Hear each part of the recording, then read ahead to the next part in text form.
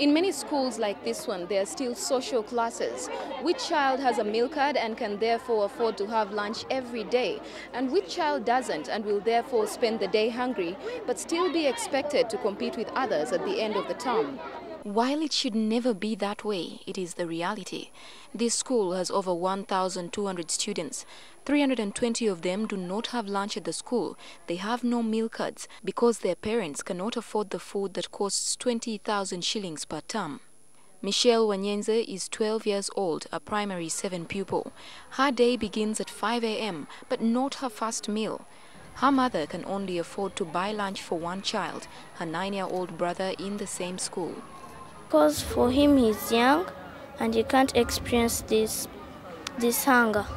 I eat something when I go back home at 4 p.m. in the evening. So who should ensure that the children do not go hungry? Government has set aside in the budget to date 7,000 per child per year. In these hard economic times when this amount can only buy 1 packet of sugar, there seems to be no end to the pupils' plight.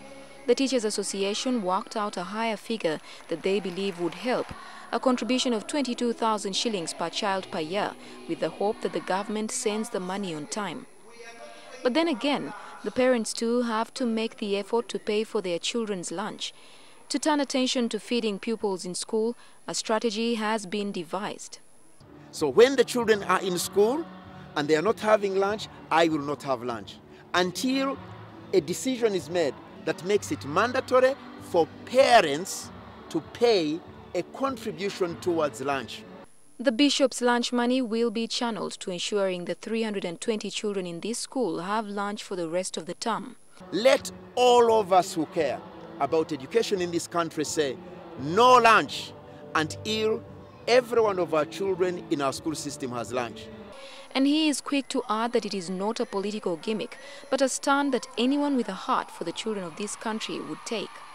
Josephine Karunji, NTV.